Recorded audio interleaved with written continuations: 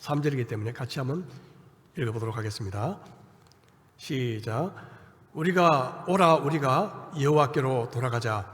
여호와께서 우리를 찢으셨으니 도로 낫게 하실 것이요 우리를 찢으셨으나 싸며 주실 것임이라. 여호와께서 이틀 후에 우리를 살리시며 셋째 날에 우리를 일으키시리니 우리가 그의 앞에서 살리라. 그러므로 우리가 여호와를 알자.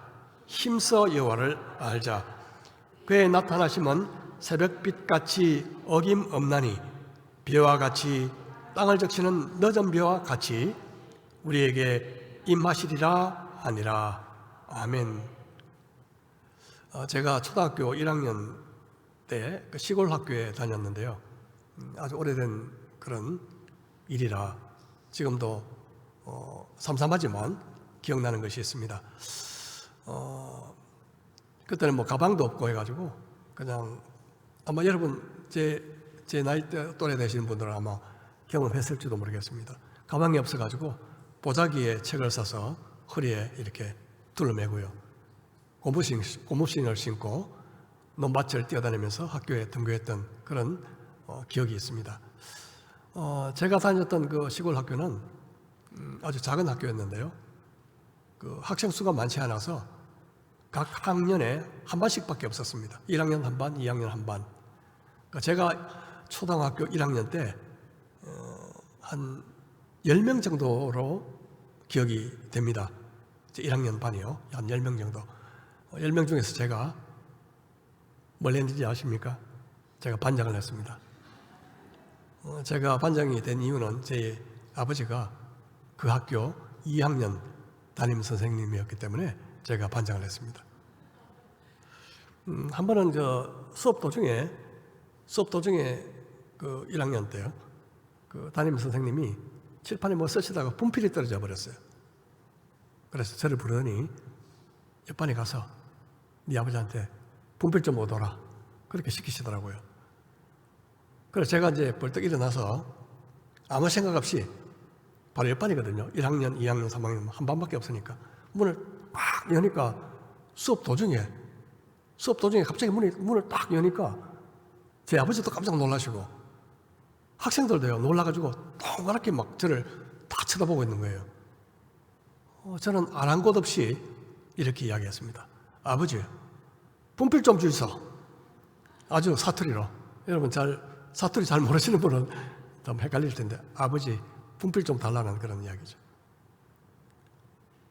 그렇게 하니까 갑자기 막 아버지도 웃으시고 학생들이 막 폭소가 터지는 거예요. 하여튼 저는 웃으시면서 건네주는 분필을 가지고 1학년 반으로 다시 돌아왔습니다. 돌아오면서 아마 제가 이런 생각을 했던 것 같아요. 이상하다. 왜 2학년 형 누나들이 웃지? 분필 달라고 해서 가져온 게 뭔가 우스워? 아마 저는 그렇게 생각했을 것 같아요. 지금 생각하니. 제가 그렇게 거리낌 없이 분필을 달라고 요구할 수 있었던 것은 2학년 담임 선생님이 제 아버지였다는 것. 또 아버지께는 제가 아들이었다는 것이죠. 이 서로 간에 안다는 것은 이 상호 간의 친밀한 관계를 의미하죠. 친밀한 관계. 이 안다는 것은 그저 머리로만 아는 것이 결코 아닙니다. 그 사람에 대한 정보를 갖고 있다고 해서 그것이 아는 것이 아니죠. 그 사람 키가 몇 센치고 몸무게가 몇 킬로그램이고 무엇을 하는 사람이고 주소가 어디고 전화번호가 어떻게 되고 그것을 안다고 해서 그것이 진정 아는 것이 아니라는 것이죠. 요사이는 개인정보가 쉽게 누출이 돼가지고 저도 보면 하루에 한두 번씩은 꼭 이상한 전화가 오더라고요. 문자가 오든지. 그래서 제가 이제 그 문자 오는 그 보낸 사람이 어떤 사람이냐 하는 그게 어떤 돈만 좀 주니까 그게 확인이 되더라고요. 대부분 보면 어떤 전화나 문자인가 하면 대출, 대출해 주겠다고. 금리 몇 프로.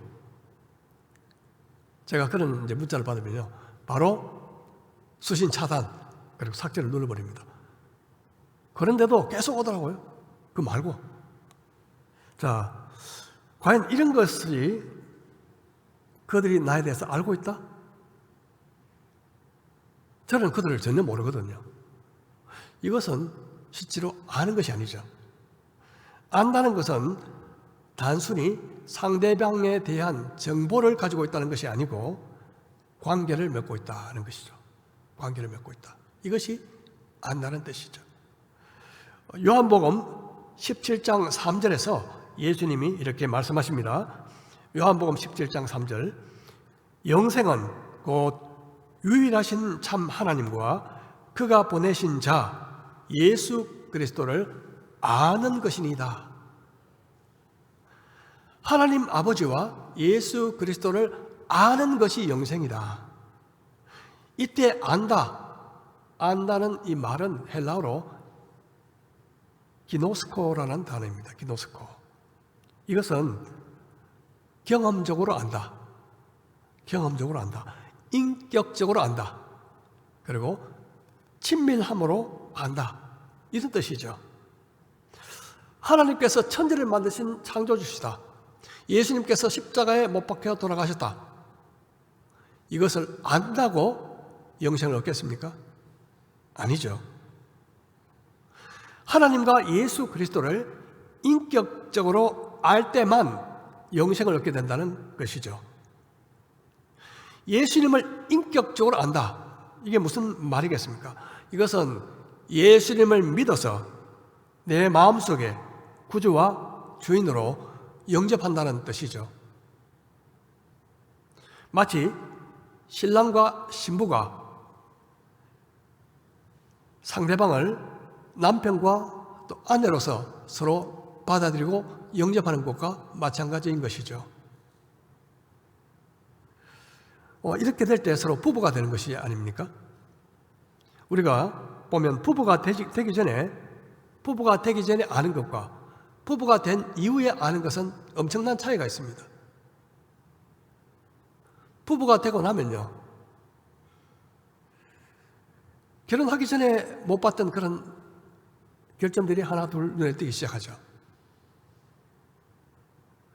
그전에는 눈에 콩깍지가 끼어가지고 아무것도 안 보였는데 결혼하고 나면 이상하게 그런 것들이 보여요.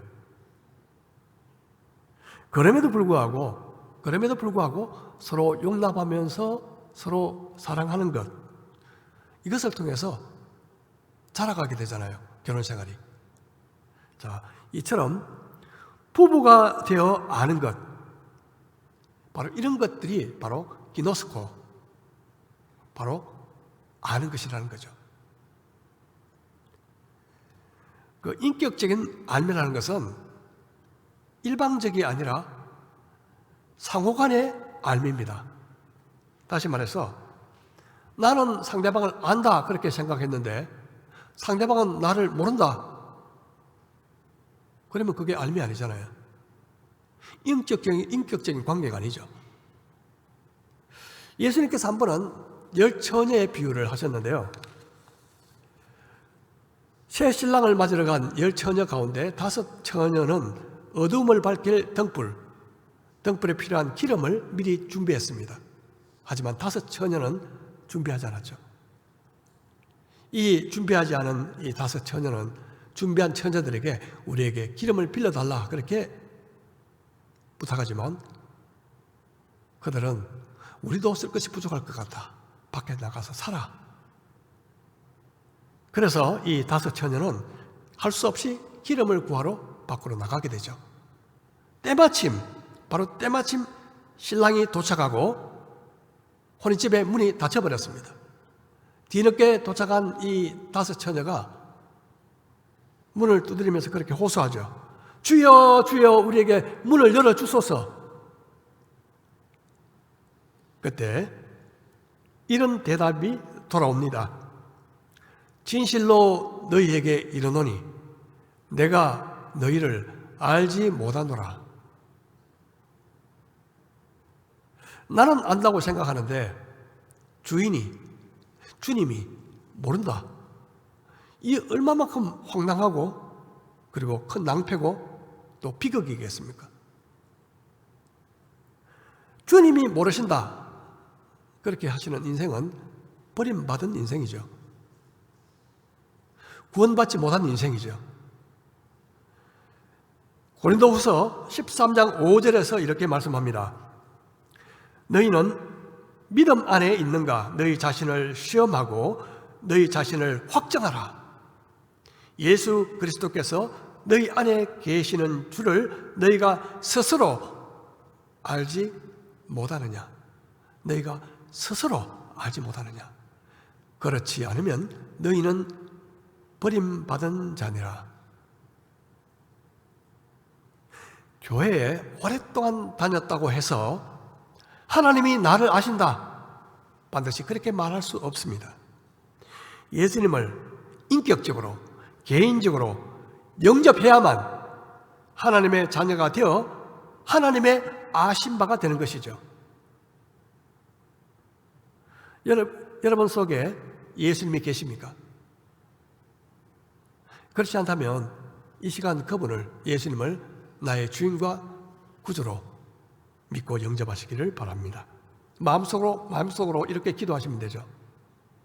예수님을 나의 주인과 구주로 믿고 마음에 영접하겠습니다. 내 마음에 오셔서 내 삶을 다스려 주시옵소서.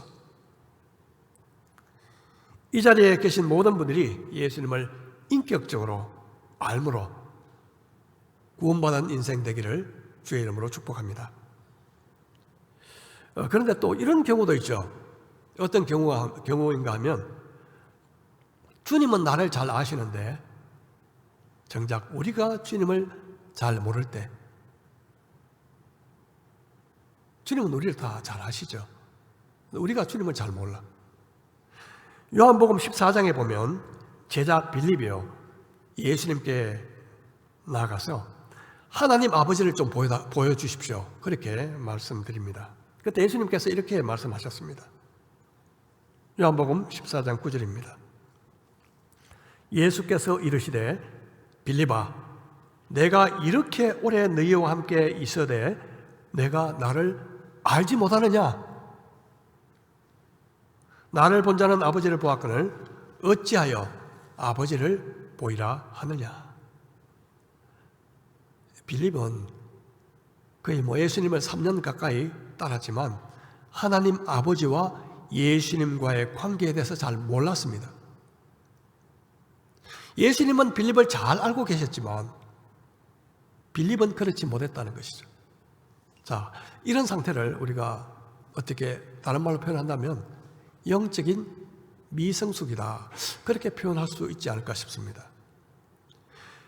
오랫동안 교회를 다녀도 예수님을 잘 모를 수가 있습니다. 분명히 예수님을 믿고 나의 구주로 영접해서 하나님의 자녀로 거듭나기는 했지만 예수님을 잘 모릅니다. 수년이 지나고 수십 년이 지나도 예수님을 아는 것은 여전히 젖먹이 상태에 머물러 있다는 것이죠. 히브리서 5장 12절에 이렇게 말씀합니다.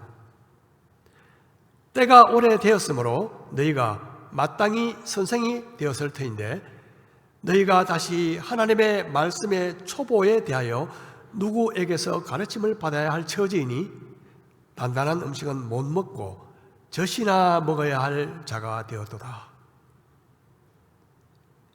예수님을 영접했다고, 구원을 받았다고 저절로 가만히 있으면 자라가는 것이 아니라는 거죠.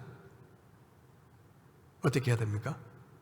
예수님을 힘써 알아야 되는 것입니다. 예수님을 힘써 알아야 되는 것이죠. 예수님을 힘써 알아가지 않는다면 우리의 영적인 삶은 여전히 젖먹이 수준에 머물러 있게 된다는 것이죠. 그래서 우리는 성경 읽어라, 큐티하시라, 기도하시라 이렇게 하는 이유가 바로 예수님을 더 알아가라 그런 뜻이죠. 자, 오늘 본문 호세아서로 돌아가 보겠습니다. 주전 8세기경에 북이스라엘 왕국의 왕은 여로보암 2세였죠. 자, 그때는요 가장 이스라엘이 어떻게 보면 번영했을 때라고 볼 수 있습니다. 아주 번영했어요. 정말 굉장한 번영을 누렸습니다. 그런데 그들의 번영은요 약이 아니라 독이 되었습니다. 그들이 번영하면 번영할수록 더 타락하고요 더 부패해졌죠. 역사적으로 보면 이 물질적인 풍요와 영적인 풍요의 관계 거의 반비례한다. 물질적으로 풍요해질수록 이상하게 영적으로 자꾸 빈곤해지더라는 거죠. 미국의 역사, 유럽의 역사, 그리고 오늘날 우리 한국 교회 현실이 그렇지 않을까 싶습니다. 하나님의 은혜를 누리다 보면 그 은혜 속에 빠져서 하나님을 잊어버리게 되는 거죠. 이런 참 어리석은 존재가 바로 우리입니다. 호세아서 2장 8절 이렇게 말씀합니다. 곡식과 새 포도주와 기름은 내가 그에게 준 것이요 그들이 바알을 위하여 쓴, 바알은 우상이죠. 우상을 위하여 쓴 은과 금도 내가 그에게 더하여 준 것이오늘 그가 알지 못하도다.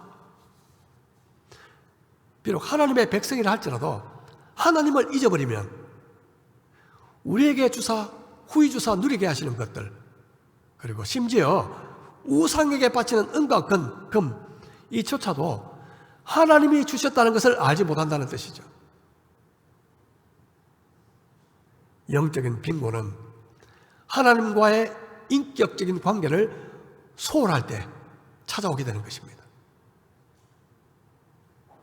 하나님을 알아가는 일에 등한시할 때 영적 빈곤이 찾아오게 된다는 것이죠. 영적으로 가난하게 된다는 것이죠.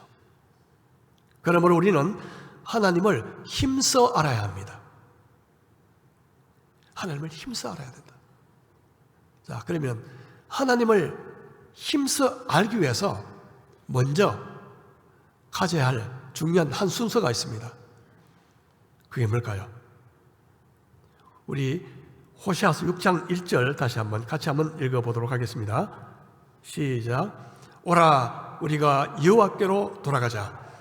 여호와께서 우리를 찢으셨으니 도로 낫게 하실 것이요 우리를 치셨으나 싸며 주실 것임이라. 하나님을 힘써 알기 전에 우리가 해야 할 것 한 가지, 그것은 하나님께로 돌아가는 것이다. 하나님께로 돌아가는 것. 하나님께 돌아가지 않고 하나님을 알 수 없다. 왜 하나님께서 이스라엘을요 찢으시고 그리고 치셨을까요? 미워서 그러셨을까요? 그것은 하나님 앞으로 돌아오도록, 하나님이 그들을 사랑하기 때문에 그들이 하나님 앞으로 돌아오도록 그들을 찢으시고 치셨다는 것이죠. 하나님의 백성이 하나님을 떠나서 범죄할 때 하나님은 그냥 버려두지 않습니다. 포기하지 않습니다. 그들을 사랑하시기 때문에, 파멸의 길로 들어가기를 원치 않으시기 때문에 그들을 찢으시고 그들을 치기도 하신다는 것이죠. 과연 이스라엘 백성들은 어떤 죄를 지었을까요? 호세아 4장 1절로 2절. 이스라엘 자손들아 여호와의 말씀을 들으라. 여호와께서 이 땅 주민과 논쟁하시나니 이 땅에는 진실도 없고 인애도 없고 하나님을 아는 지식도 없고 오직 저주와 속임과 살인과 도둑질과 간은 뿐이요 포악하며 피가 피를 뒤이음이라. 그들의 삶은 거짓으로 가득 차 있었고 이웃에 대한 사랑도 없었고, 입으로는 하나님을 안다고 하면서도 삶은 하나님을 부인했고, 그리고 그들의 삶 속에 죄악과 불의가 가득했습니다. 특별히 지도자의 죄들이 심각했죠. 하나님은 신실하신 사랑으로 선지자 호세아를 통해서 끊임없이 경고하셨습니다. 돌아오라, 돌아오라. 하지만 그들은 귀를 막아버렸어요. 갈수록 심해지는 그 죄악, 그것을 해결하고 돌이키게 할 수 있는 방법은 유일한 수단은 징계였습니다. 하나님 앞에서는 징계.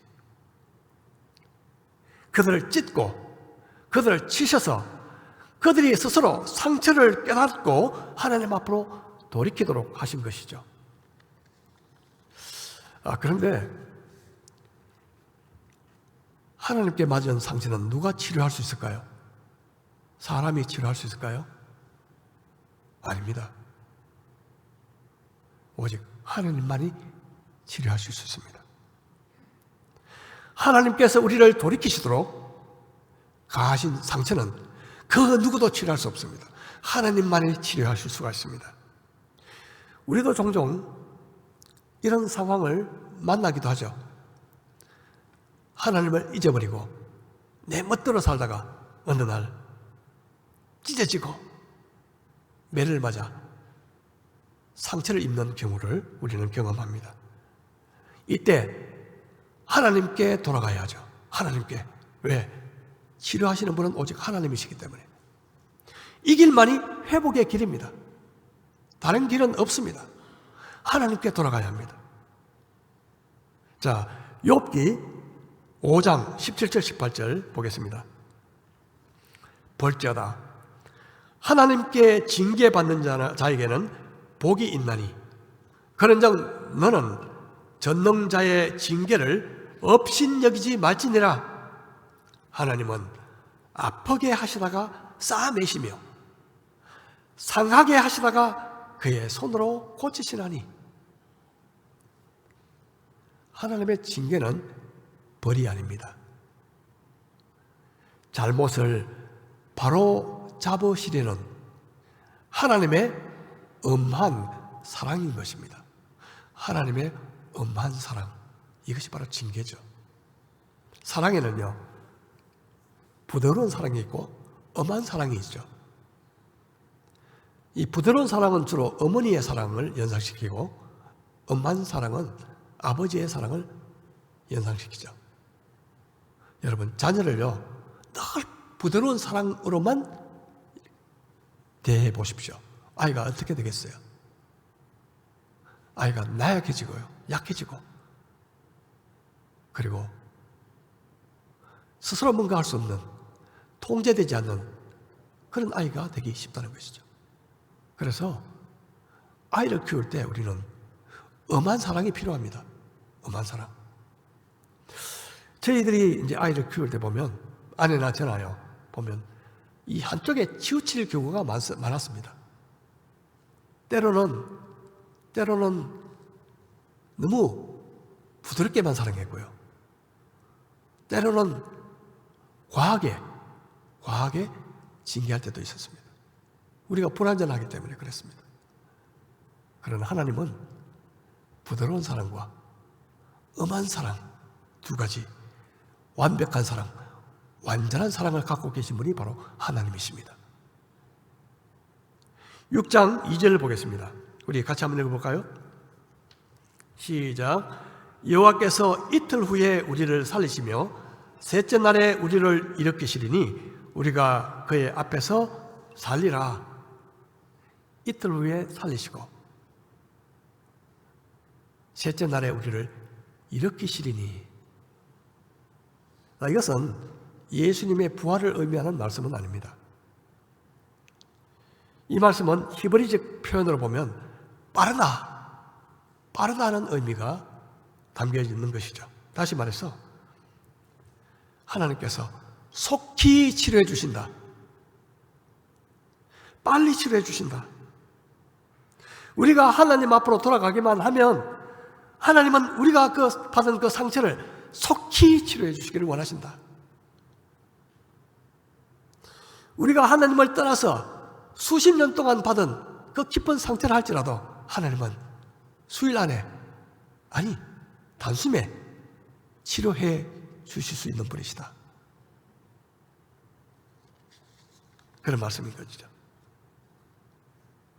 여러분, 혹시 우리 자신을 한번 살펴보겠습니다. 최근에 내가 하나님을 잊어버리고 살고 있었지 않았나? 그렇다면 돌아가야 합니다. 하나님께로 돌아가야 합니다. 회개하며 돌아가야 합니다. 왜? 하나님께는 인자하심과 그리고 풍성한 용서가 있기 때문에 그렇습니다. 우리를 속히 살리시고 우리를 다시 일으키실 것이기 때문에 그렇습니다. 자, 그러면 우리가 회개하고 하나님 앞에 돌아갔다. 그 이후에는 어떻게 할까요? 하나님 앞에 돌아간다. 마음을 바꾸고 회개하고 돌아갔다. 다음에 어떻게 할까요? 3절 우리 같이 다시 한번 읽어보겠습니다. 시작. 그러므로 우리가 여호와를 알자. 힘써 여호와를 알자. 그의 나타나심은 새벽빛같이 어김없나니 비와 같이 땅을 적시는 늦은 비와 같이 우리에게 임하시리라 하니라. 다음에는 어떻게 하자고요? 하나님을 알자. 하나님을 힘써 알자. 그렇게 말씀합니다. 우리가 하나님 앞으로 돌아간 이후에는 우리가 해야 할 일은 하나님을 힘써 알아가는 일이죠. 자, 6절에서 우리 이렇게 하나님은 말씀하십니다. 나는 인애를 원하고 제사를 원하지 아니하며 번제보다 하나님 아는 것을 원하노라. 번제보다 하나님 아는 것을 원하노라. 하나님은 자신을 아는 것을 원하십니다. 어떤 제사나 번제보다도 하나님과 친밀해지는 것을 원하십니다. 누가복음 10장에 보면 예수님께서 마르다의 집에 가정 방문을 하셨죠. 그때 이 마르다는 예수님을 접대하기 위해서 분주했습니다. 정신없이 분주했죠. 그런데 동생 마리아는 어떻게 처신했습니까? 예수님 발치에 딱 앉아가지고 그냥 가만히 예수님의 말씀만 듣고 있었죠. 그 광경을 보던 이 언니 마르다가 화가 났습니다. 예수님께 이렇게 말하죠. 주님, 동생이 저렇게 앉아있지만 말고 저를 좀 도와주라 그렇게 명하소서. 그때 예수님께서 이렇게 말씀하시죠.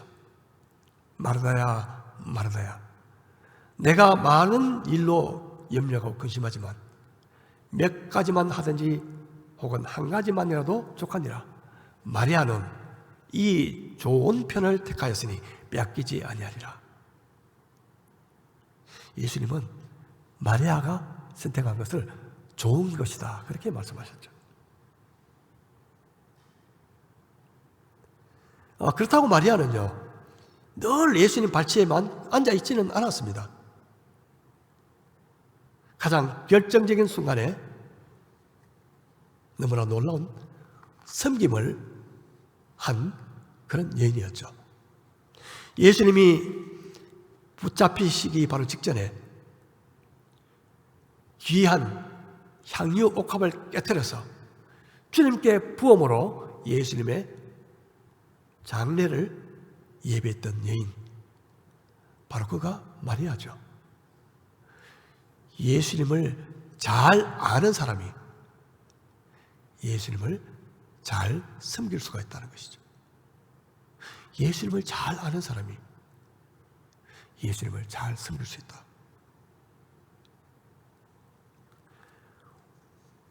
호세아서 6장 3절 뒷부분에 이렇게 말씀합니다.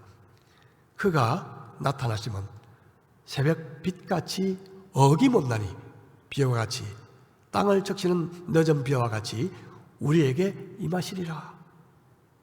그가 나타나시면요 새벽빛같이 어김없다. 이게 무슨 뜻일까요? 간혹 우리의 삶이 정말 칠흑같이 어둡고 결코 처음으로 회복되지 않을 것 같다. 그런 절망 속에 빠질 때가 있죠. 아주 드물게.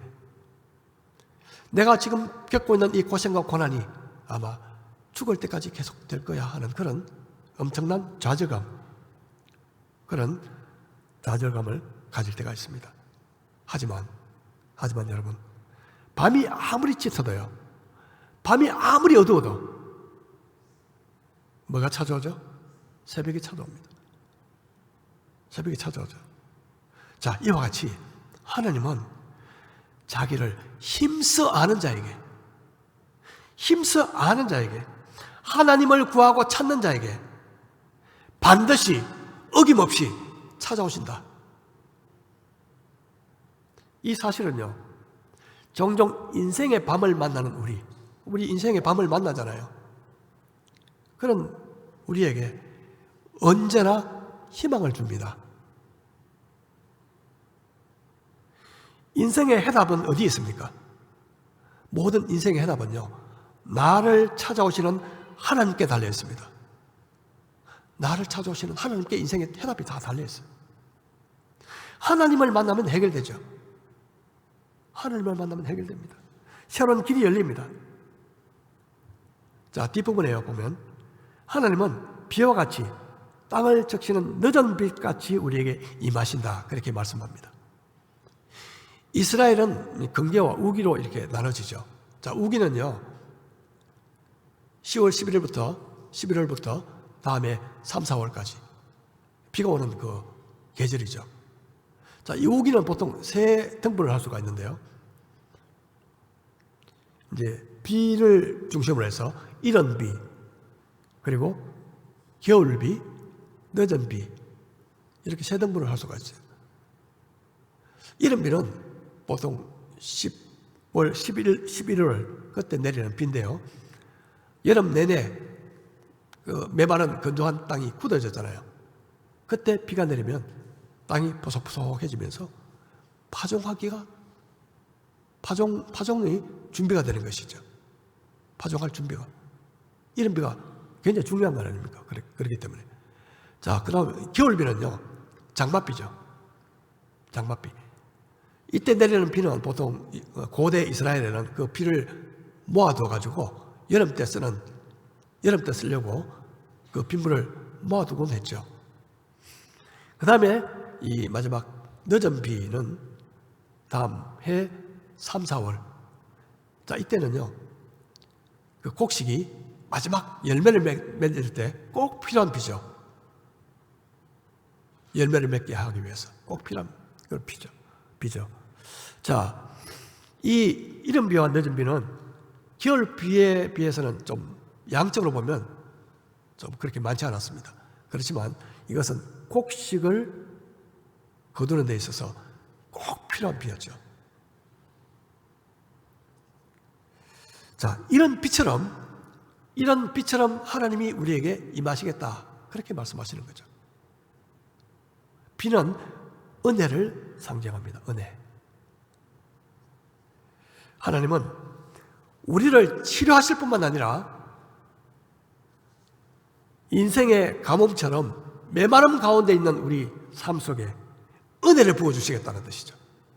어떻게 하면요, 하나님을 힘써 알아갈 때 우리 인생이 비록 메마른 가뭄처럼 메말라져 있을 때라도 은혜의 비를 쏟아주시겠다.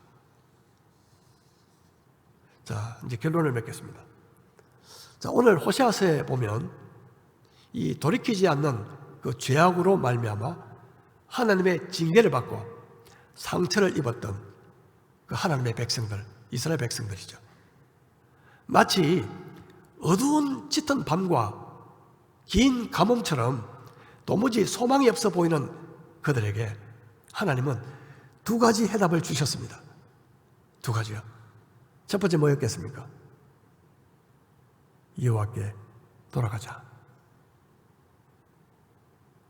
여호와께 돌아가면 아무리 깊은 상처라도 하나님은 급속하게 치유해 주시겠다. 둘째는 뭡니까? 여호와를 힘써 알자. 하나님을 알면, 힘써 알면 알수록 하나님은 새벽빛같이 우리를 찾아오실 것입니다. 우리의 인생이 아무리 어두워도, 끝이 보이지 않는 것 같아도 새벽빛처럼 우리를 찾아오신다. 아무리 내가 인생의 가뭄 가운데 있더라도, 우리 인생이 아무리 메마른 가뭄 가운데 있다 하더라도 하나님은 늦은 비와 같이 우리에게 임하시겠다. 그렇게 약속하시는 거죠. 우리 한번 고백해 볼까요? 따라 한번 해보시겠습니다. 여호와께 돌아가자. 여호와를 힘써 알자. 이번 한 주간 동안 저와 여러분의 인생이 지금 현재 어떤 상황인지 모르겠지만 우리 하나님께 돌아가서 우리를 치유하시고 우리를 살리시고 일으키시는 그런 은혜를 누리시기를 축복합니다. 하나님을 알되 힘써 알을 통해서 마치 새벽빛처럼 그리고 메마른 땅에 오는 늦은 비처럼, 땅을 적시는 늦은 비처럼 우리를 찾아오셔서 베푸시는 그 은혜를 받아서